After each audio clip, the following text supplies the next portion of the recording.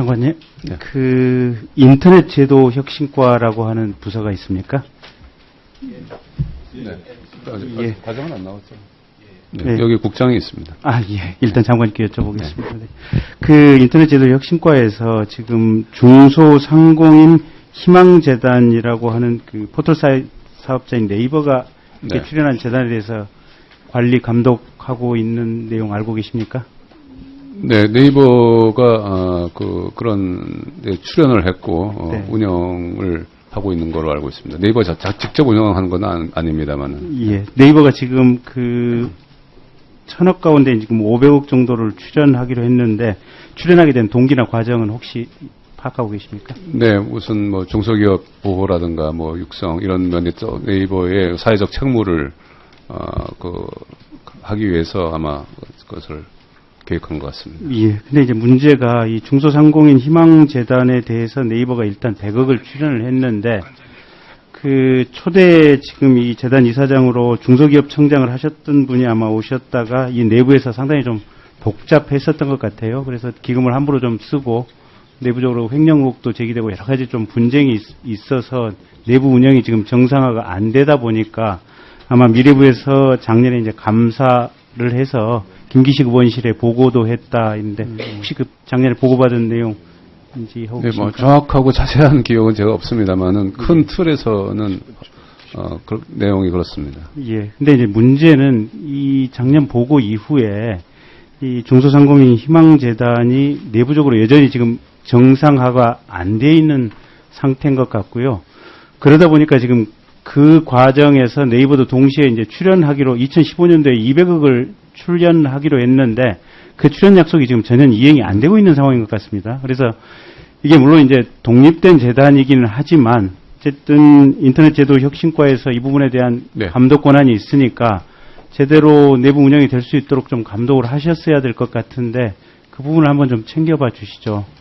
챙겨봐 주시고 그다음에 네이버도 이제 과거에 어떤 이제 사회적인 이슈가 있는 사건이 생길 때마다 거대 기업들이 사회에 일정한 출연이나 출자를 함으로써 사회적인 책무를 다하는 것으로서 일정한 어떤 책임을 사회적으로부터 면제받는 이제 그런 사례들이 있었는데 실은 나중에 이게 제대로 이행되는지 감시 감독 사후적인 어떤 이 확인이 우리 사회에서 제대로 안 됐던 측면이 있거든요. 네. 근데 네이버도 지금 500억을 이 중소상공인 희망재단에 출연하기로 했는데 작년에 200억을 당연히 출연 안 했어요. 물론 네. 이제 이 내부 문제가 있다는 사정은 있겠지만 그래서 혹여 이게 네이버가 출연을 안 하고 그냥 약속했던 부분을 흐지부지 할 수 있는 빌미로 가는 것이 아닌가. 그리고 이 빌미로 가는 부분에 대해서 미래부 역시 제대로 된 감시 감독을 할 의지가 없는 것이 아닌가. 그런 어떤 의혹 제기가 가능한 부분이어서 이게 굳이 질문이라기보다는 장관께서 이 부분을 좀 적극적으로 좀 챙겨보셨으면 하는 바람입니다. 좀 챙겨보시겠습니까? 네, 그렇게 하겠습니다.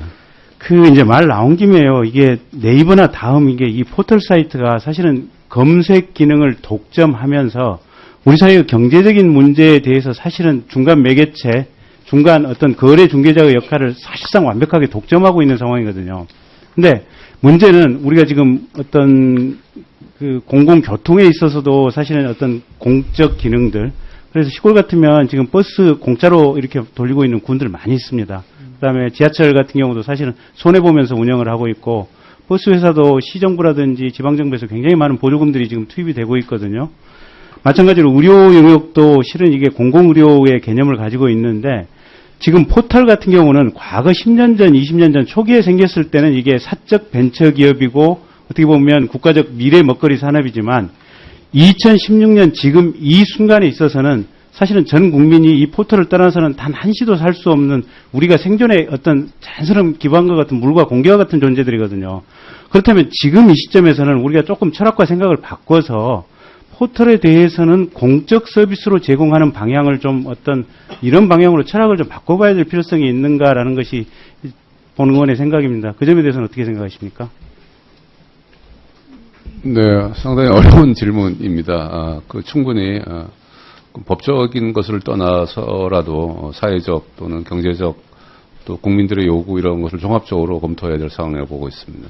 그러니까 이 ICT와 관련된 영역들이 이제 우리 삶의 생활의 모든 기반이 사실은 ICT에 기반이 두다 보니까 실은 과거에는 ICT가 먹거리 또 어떤 창업의 영역에서 이제는 공공재로 이렇게 제공해야 될 영역으로 우리가 패러다임 전환을 해야 될 시점이 왔다라는 생각이고요. 가령 우리가 지금 그 신용카드 수수료 인하 문제만 가지고 매번 얘기할 때도 중간에 벤사에서 이렇게 그 필요로 하는 비용이 뭐 상당히 높기 때문에 신용카드 수수료를 인하를 하지 못한다. 지금 이렇게 카드업계에서는 변명을 하는데 실은 이 벤 운영사, 그러니까 중간 결제의 어떤 전산을 대행해주는 이 벤사라고 하는 것이 이게 사적 기업체들이거든요, 보면. 주식회사 개념들인데 이게 사실은 원가 공개를 지금 전혀 안 하고 있습니다. 근데 데이터 패킷당 지금 뭐 이게 핸드폰 무제한 요금제 해봐야 지금 뭐 59,000원이면 무제한 요금제 쓰는 거 아니겠습니까? 그렇다고 한다면 이 데이터 패킷 비용이 그렇게 비싸지 않는데 이 벤사라고 하는 것들이 이 보면 중간 데이터 패킷 비용을 공개를 안 하면서 사실은 폭리를 취하고 있는 이런 구조다라고 보이고 있거든요. 그래서 미래부 입장에서는 사실은 국민들에게 필수 불가결한 사업들에 대해서는 이제는 공공재로 제공할 수 있는 영역들을 좀 적극적으로 찾아서 그런 부분에 대한 어떤 대국민 서비스, 어떤 정책 마인드의 전환, 이런 부분이 필요하다고 생각하는데 장관님 생각 어떠십니까?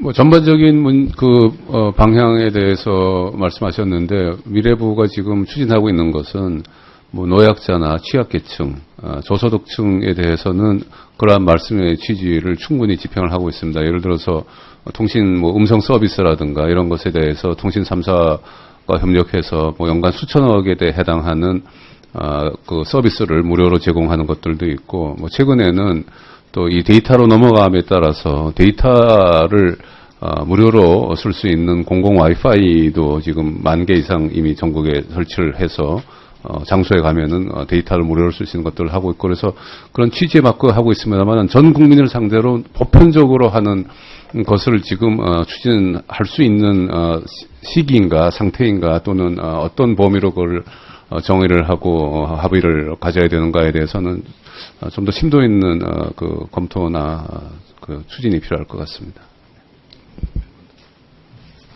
그래서 그 아까 이제 포털에 대해서 말씀드렸는데 네이버와 다음이 워낙 독점적인 구도다 보니까 사실은 전국에 이제 부동산 중개업자라든지 뭐 다 죽어가고 있는 거 아니겠습니까? 그래서 국가가 운영하는 포털 사이트에 아니면 이제 국가가 출자해서 사실은 준독립적으로 운영하는 어떤 포털 사이트의 존재, 이런 부분에 대한 좀 적극적인 검토가 있어야 되는 시점이 아닌가라는 것이 이제 보는 건 생각이고요. 그 간단히만 또 한 가지 질문드리면 지금 이제 1차관과 2차관 영역이 이제 사실은 이게 상당히 이렇게 동떨어진 영역들이 있지 않습니까? 근데 이게 그 내부에서 인사할 때 사실은 이 기초인 1차관 영역과 또 정보통신 2차관 영역 사이의 어떤 인사의 균형이라든지 내부적인 인재 발탁 이런 것은 적절하게 균형적으로 이루어지고 있는지 간단하게 말씀해 주십시오. 네, 유념해서 인사를 하고 있습니다. 감사합니다.